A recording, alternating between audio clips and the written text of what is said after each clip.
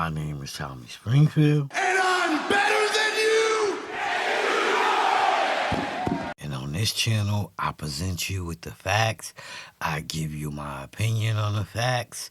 And if you like how I do that, please hit the like, share, subscribe, hit the bell, click all, so you can get notifications every time I drop one of these videos. Maybe you new here, or maybe you've been here before, but please allow me to reintroduce myself. I like to think of myself as a superhero, but the ghetto version, like Batman, but I'm that man. I live in a that cave, I drive a that mobile, and I'm that nigga. Today's video is about the CEO of healthcare was shot and killed on the street at like 6 a.m. and the suspect is still at large. Was it random? Was it a hit? We don't know, but let's get into it. The manhunt continues in New York City, in the Big Apple, for the suspect that shot Unitedhealthcare CEO Brian Thompson early this morning, just at 6:46 a.m. They're asking for the public's help, and we are wanting to put up just this post from the New York Police Department talking about new images coming in of the suspect as he fled the scene. You can see this. You can see somewhat of his face covered with a black mask, but also the black hoodie and the distinctive gray backpack. And we're also getting right now the New York Post obtaining security video of this incident, of this shooting, and I want to warn you, viewer discretion is advised when watching this, but I do want to take you out to what we saw from earlier this morning as the CEO of Unitedhealthcare was walking into an annual investors meeting when a targeted attack took place. He was shot in the chest, or in the back, and also the right calf before fleeing the scene on an e-bike, a city bike, an electric bike. He was So as you can see, this man shot that man. Seemed like he knew who he was shooting. Seemed like he knew who he was coming for. He was masked up and everything. So it seemed like he knew what he was doing. He was on the mission and he left on the e-bike. I don't know much about e-bikes, but don't you got a city e-bike? Don't you got to pay for that? Don't you got to put a credit card in? Or can you steal them? I don't know. Get in the comment section. Let me know. Last seen in Central Park near Center Avenue, and this is obviously graphic image of the moments there. He was transported to Mount Sinai West Hospital, but ultimately pronounced. And as you can see, he let the person that was there go by. So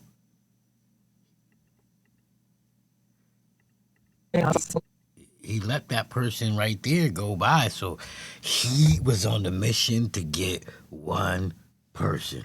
He was transported to Mount Sinai West Hospital, but ultimately pronounced dead. I do want to bring in to the conversation right now to learn more about this video, to understand more what the investigation and the search looks like. Michael Alcazar, a retired NYPD detective, also a professor at the John Jay College of Criminal Justice. Michael, thank you so much for joining us. And you see some of those images, that security camera footage. What are you looking at, and where do you think the search stands right now for the police? Well, the NYPD has been canvassing for video surveillance throughout the city, right? I mean, the New York Post got a hold of that. I'm confident that the NYPD got it before them. So they'll canvass for video everywhere. They're going to canvass for traffic camera videos, anything in buildings or businesses. It's like a puzzle they're putting together where they can track where this perpetrator fled. As I watched that video with you, I noticed that this guy seemed pretty calm when he committed this crime, when he assassinated the victim. It's very disturbing, like you said, to watch, but also it tells me a lot that he seems very familiar with his weapon. If you notice that he seems to do something with the gun, and what I think happened is it jams on him, meaning the bullet didn't cycle properly, so he had to clear the jam. And it seems like he clears it twice. If you see him, he racks the slide of the gun to eject the shell. And he seems to do it a couple of times, and he calmly walks over to the victim until he collapses. And only when he's finished with his That's crazy. You going about your day and you just chilling and you feel something hit you in your back and the dude take you out. Like, it's too early to know if this was an ongoing thing, but he's walking like he ain't got a care in the world. I'm just from the hood and I'm looking like this every time I move around. That's just how it goes when you from where I'm from and from the era I'm from. But he walking like he ain't got a care in the world. I'm interested. Let me see something.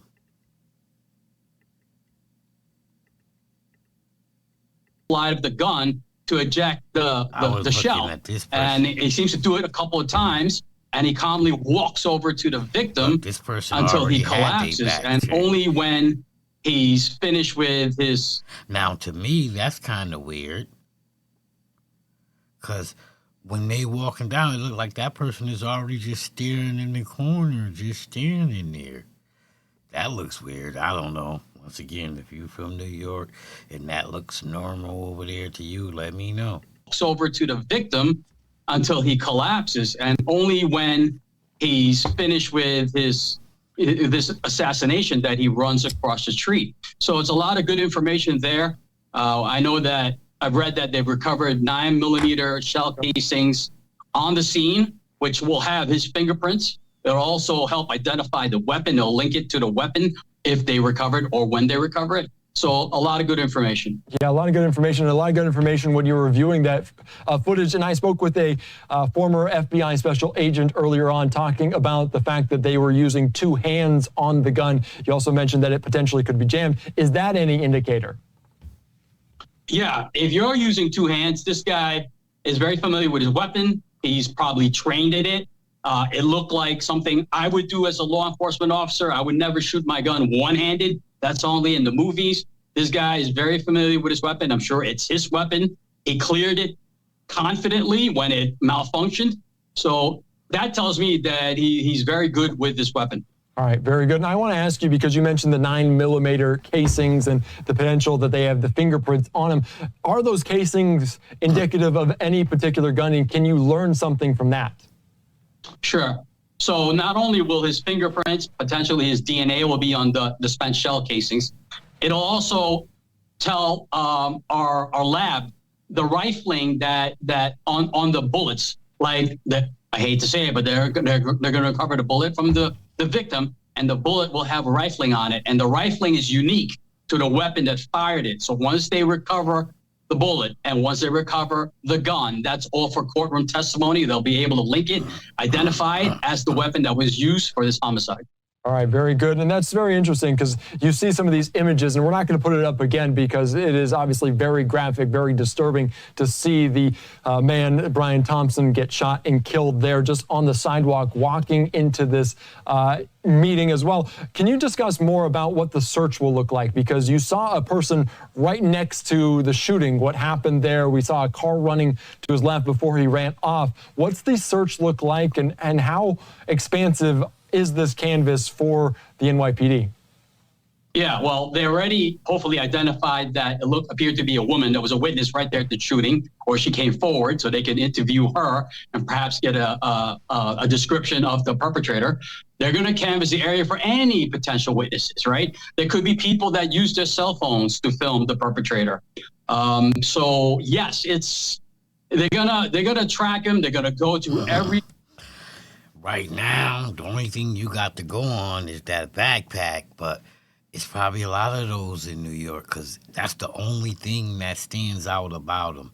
I mean, maybe there's going to be someone who can say, looking at the little, because sometimes you know the way a person walk. You be like, oh, that's so-and-so. And before so-and-so even reach you, you be right. So there may be somebody out there that can say who that is, but it might be hard. Surveillance camera they have, they're going to have the technical assistance response unit download these video surveillance from any place, stores, residences, and they're going to track them along with the e-bike, right, which is easily trackable with his credit card, where he bought it. So that might be another point of starting where to find video. So it's daunting. I'm sure it's all hands on deck. Yeah. I'm sure there's a homicide task force out there right now interviewing witnesses, canvassing for more potential video. Again, they're putting the pieces of a puzzle together, but I'm confident they'll get it done. Yeah, let's talk about the e-bike, because you mentioned that, and he did flee on that on North 6th Avenue there, away from the scene. Police today during their press conference said these bikes usually have a GPS. How helpful could that be, and how are they diving into that with those City Bike, that City Bike company? Right. See, I didn't know they got GPS, so shit, they should know a little bit more by now, because this was at 2 p.m. So this video, so they should know everything by now. I gotta go look back and give some more information and update this video. Yeah, absolutely. Hopefully the e-bike company is cooperating with NYPD. They can give them information on who rented the vehicles, right? And hopefully the GPS works, and we can track the mode of movement for any particular vehicle. Right now, we're looking at all the vehicles in Manhattan that kind of fits the profile for where this crime occurred. So again, a heavy undertaking, but with technology, computer crime squad, our detectives, I'm confident that they'll be able to locate, if they haven't already identified, the perpetrator. Yeah, and let's talk about the identification of this person, because that is really the next step in the process leading into the apprehension. How do you go about that? Because you see some of those images, and the most recent image of what they released to the public of what this person looks like, a light-skinned male, but he has coverings over his face with the black mask. Nah, that ain't a light-skinned male. I would say that motherfucker is white. But I could be wrong. When you say light-skinned, I'm thinking black or a Hispanic or a mix, But he looked like 100% white. Look at that face and hands.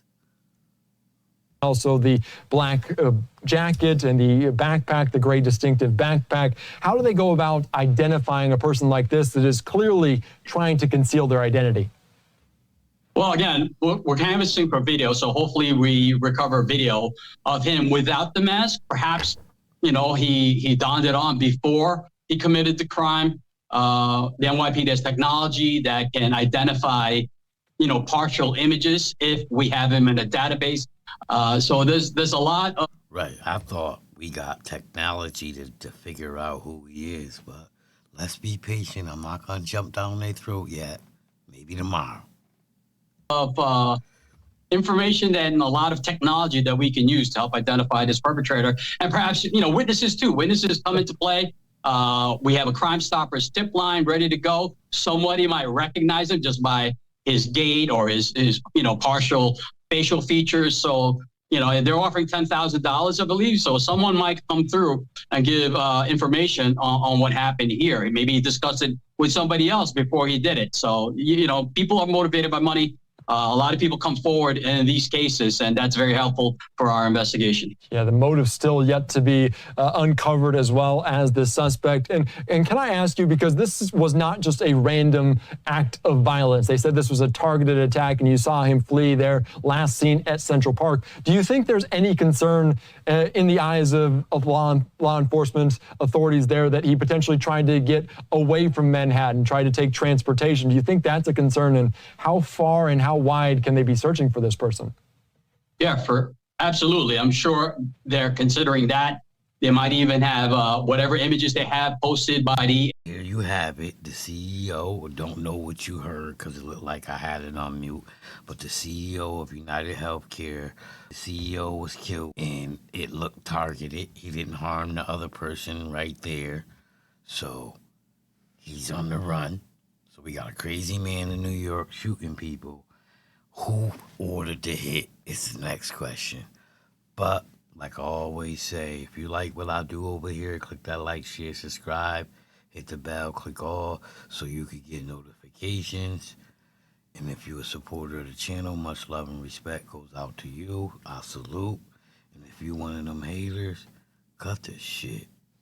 That part.